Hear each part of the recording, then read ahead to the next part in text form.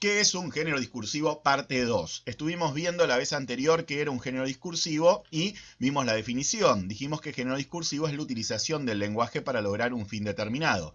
Cada vez que hablamos, cada vez que escribimos, estamos buscando algo. Nadie habla, nadie escribe para nada. Todos buscamos lograr algo por intermedio del lenguaje.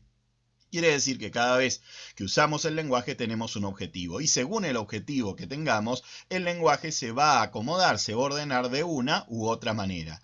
Habíamos puesto como ejemplo la receta de cocina y un chiste, ese chiste malísimo de la rata y el ratito. Bueno, habíamos puesto esos ejemplos para ver cómo el lenguaje se va modificando según el objetivo que perseguimos. Esa modificación del lenguaje según la finalidad que queremos perseguir es lo que llamamos habitualmente género discursivo. Por otro lado, habíamos dicho que un género discursivo puede describirse, en primer lugar teniendo en cuenta un objetivo, en segundo lugar teniendo en cuenta una estructura, una serie de ítems que va a contener el texto de características, y por otro lado un tipo de lenguaje, puede ser formal, informal, escrito, oral, técnico, coloquial, dependiendo lo que yo estoy buscando, la forma en la que el texto se va a estructurar y el tipo de lenguaje que voy a elegir. Para poder meternos en el tema de hoy te voy a pedir que veas un video y que estés bien atento a esto, qué se escribe y qué se lee en el video que vamos a ver a continuación.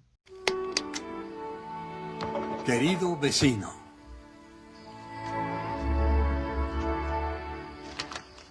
¡Flanders! No lo culpo por enfadarse conmigo, Vero. Solo quería darle esta carta. Ya me voy. Querido vecino...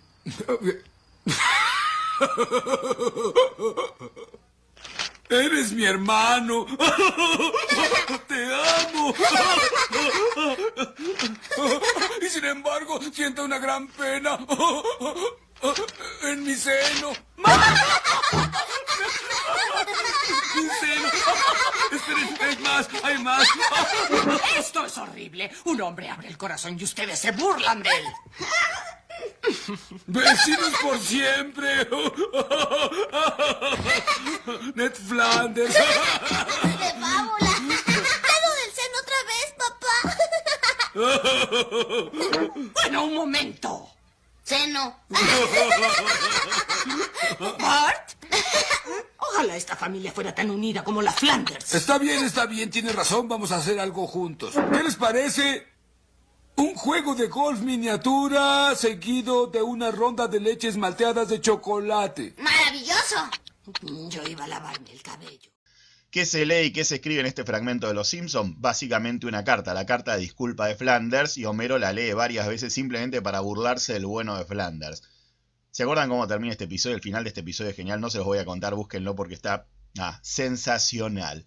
Vamos a hablar entonces de la carta. La carta nos viene muy bien como ejemplo de lo que es un género discursivo. Ya sé que me vas a decir desde primaria que me están dele con la carta. Bien, vamos a hacer un repaso rápido de lo que es entonces una carta informal. Y yo te escribí una carta para que tengas de ejemplo. Dice: Muñiz, martes 9 de junio de 2020. Querido amigo, no sé si te acordás de mí. Me llamo Ezequiel y fuimos compañeros en la secundaria. Cursamos los últimos años juntos en el Nacional de San Miguel.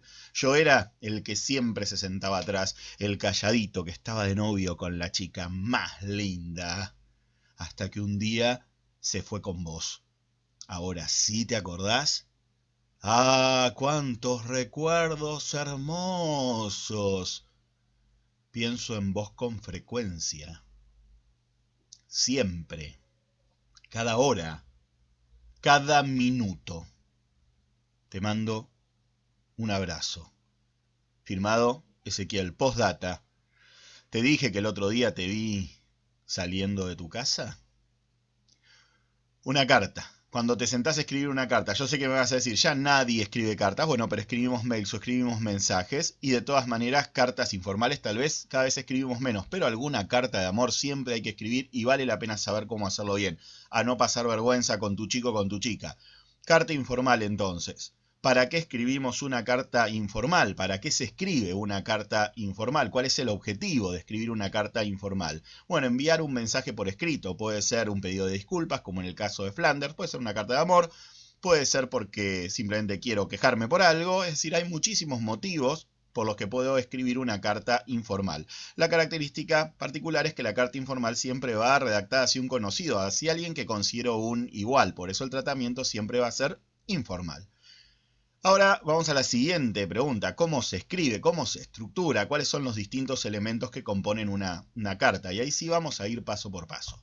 En primer lugar, arriba de todo, tenés la ciudad y separada la fecha. Todo esto va alineado a la derecha y así escrito tal como figura en el ejemplo. Nada de poner la fecha con barritas y solo números y esas cosas. No, no, no, así bien explícita y bien exacta. Todo esto va alineado a la derecha. ¿Cómo haces para alinear a la derecha? En la computadora es re fácil, alineas a la derecha simplemente con el botoncito de Word. Y en el caso que estés escribiendo a mano, usás la máquina de escribir invisible de Gorgory. Yo lo que hago es que dibujo, que escribo las letras sin apoyar el lápiz, más o menos para calcular y para que me quede bien. Sí, es tonto, pero es un trucazo que lo podés aplicar cuando quieras. En segundo lugar, tenemos el tratamiento, el saludo. Querido amigo, puede ser Carlos, puede ser Charlie, es decir, podés poner la forma en la que vos te dirigís habitualmente a la otra persona. Es muy, muy, muy corriente poner el querido, ¿no? Querido Carlos, querido Charlie o como fuese. En este caso yo utilicé simplemente el querido amigo. Todo esto va alineado a la izquierda, es decir, va contra el margen izquierdo y después van 2 puntos. Dejas un rengloncito y ahí sí pasamos al cuerpo de la carta. El cuerpo de la carta se escribe con una sangría amplia. La sangría en la computadora se pone con la tecla Tab, que es esa que está arriba de bloqueo mayúscula sobre la izquierda del teclado, que tiene como una flechita que va y una flechita que viene. Apretás 2 veces eso y basta y sobra. Ahí tenés una sangría amplia. Si estamos escribiendo a mano, la sangría va a tener la misma extensión que el tratamiento. Es decir, que la sangría va a empezar donde caen los 2 puntos del tratamiento. Todo el texto, todo el cuerpo de la carta va a llevar sangría hasta el final, siempre y siempre sangría de aproximadamente la misma extensión. Ahí en el ejemplo la tenés marcadita en verde. Para finalizar el cuerpo de la carta vamos a poner el saludo. También se escribe con sangría y con punto final. Ojo, porque hay mucha gente que pone coma y eso forma parte de la normativa inglesa, pero la normativa castellana dice que al final de un saludo en una carta siempre se coloca punto. Y abajo de todo tenés la firma. La firma va centrada en la segunda mitad de la hoja. Es decir, mentalmente dividís la hoja en 2 partes. Fíjate, las líneas verdes están dividiendo la hoja en 2 partes. Tomás la segunda mitad y justo en el centro, entonces ahí va la firma. Nada de garabato, solamente el nombre. También puede ser el apócope, puede ser ese nomás. Con eso basta y sobra, como vos te sientas más cómodo. Y por último, puedo agregar una postdata o postscriptum. La postdata es algo que en la carta teóricamente se pone después de la fecha en la que escribimos la carta, o es algo que nos olvidamos de poner, entonces ponemos abajo PD y ahí agregamos lo que deseamos decir. Por ejemplo, si yo te estoy contando, mira, tengo un gato que está muy enfermo y el gato, pobrecito, se muere a la noche, al otro día pongo PD, mira, esta noche el gato murió. Es horrible, pasa, tristemente es horrible, pero para eso sirve la postdata. En la carta informal hay personas que ponen varias postdata, postdata 1, postdata 2, postdata 3, postdata 4. ¿Vale hacer eso? Sí, vale, porque es una carta informal y podés manejarla con bastante libertad. Así que ahí tenemos el esquema completo de la carta. Sí, ya sé, lo viste 1000 veces en primaria, etcétera, etcétera. Te lo estoy reiterando. Bueno, lo repasamos, lo sabemos, nos va a venir bien para algún trabajo posterior. ¿Qué tipo de lenguaje se utiliza en una carta? Simple, se utiliza un lenguaje, por supuesto, escrito, la carta siempre es escrita, y un lenguaje informal porque estamos hablando de una carta informal. ¿Técnico? No, cero técnico, porque estamos hablando con un amigo, con un conocido, con un cercano, con un par. Bien, ahora tenemos objetivo de la carta, tenemos la estructura y tenemos el tipo de lenguaje. Quiere decir que acabamos de pasar por el género discursivo, carta informal. Tiene todos los elementos que tiene que tener un género discursivo y los hemos descrito uno por uno. Esto nos sirvió entonces para aplicar todo lo que vimos en la otra clase y para repasarlo muy rápidamente. Ahora vamos a la pregunta. Acá habría que poner trompetas, no las tenemos, no importa. ¿Qué es un género literario?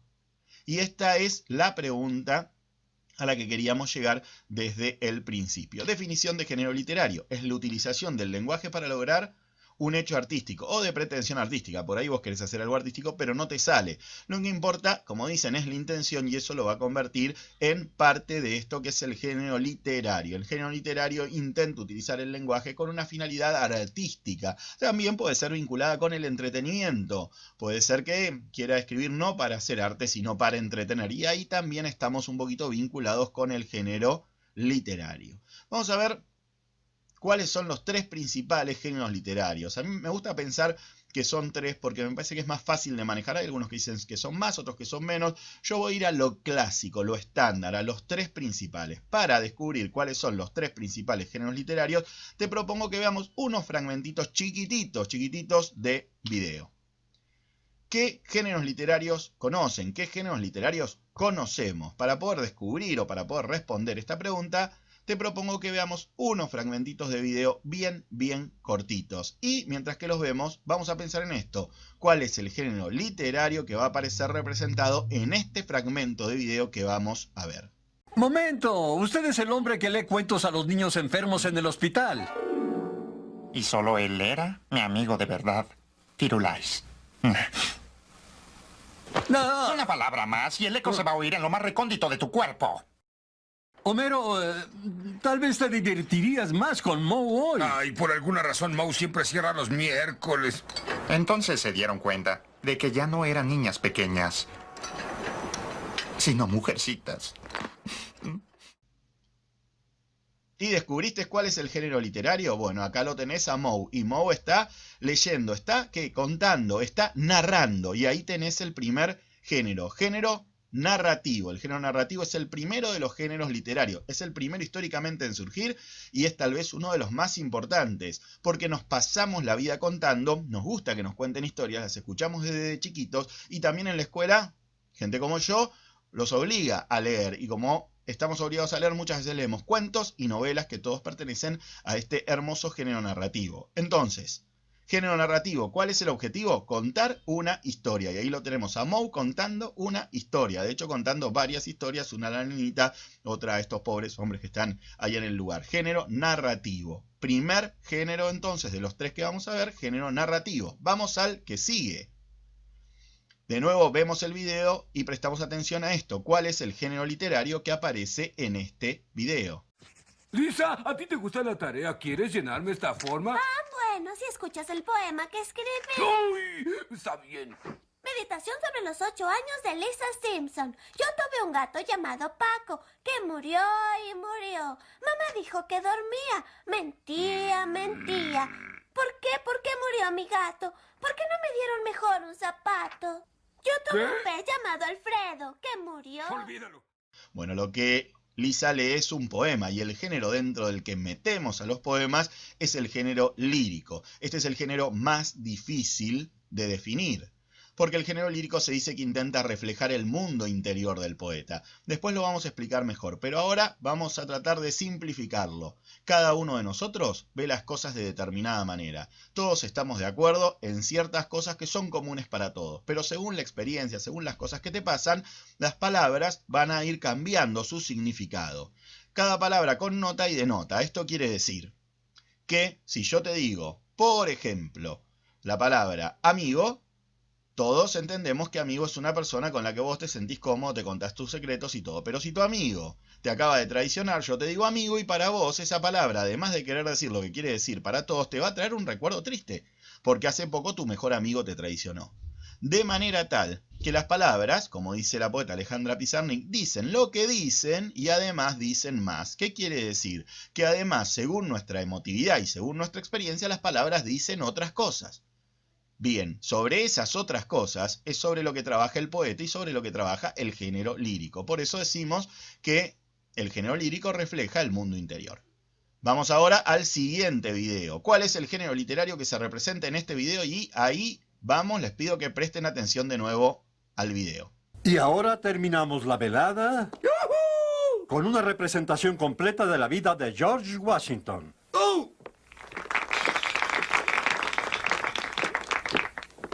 Queridísimo George Washington, ¿esa libertad de tus sueños valdrá tanta sangre? ¿La vale?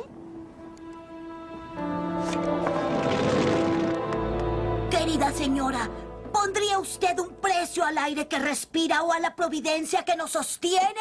Pero ¿no sería mejor rendirse a los británicos? ¡Jamás! Pero ese niño es estupendo. ¿Y descubrieron cuál es el género literario? Ahí tenemos una representación. Lisa, Rafa están representando. En esa representación se está desarrollando uno de los géneros literarios, el último, el que nos falta, el género dramático. El género dramático se basa en la construcción de un texto que va a ser base para una representación. Por ejemplo, el guión de una obra de teatro. Por ejemplo, el guión para una serie, o el guión para una película, o el guión para un radioteatro. Cualquier texto que sea base para una representación lo vamos a considerar parte del género dramático. Aunque dentro de los estudios literarios, género dramático apunta sobre todo al teatro. Estos son entonces nuestros 3 géneros literarios. Vamos a repasar. Definición. El género literario es la utilización del lenguaje para lograr un hecho artístico. Si te sale y si no te sale no importa, lo que importa es la intención. Y por otro lado tenemos 3 géneros principales. El narrativo, que se encarga de contar, el lírico, que refleja el mundo interior del poeta, y el dramático, que genera un texto base para otra representación. Eso fue todo por hoy. Terminamos con este tema. ¿Qué es un género discursivo? ¿Qué es un género literario?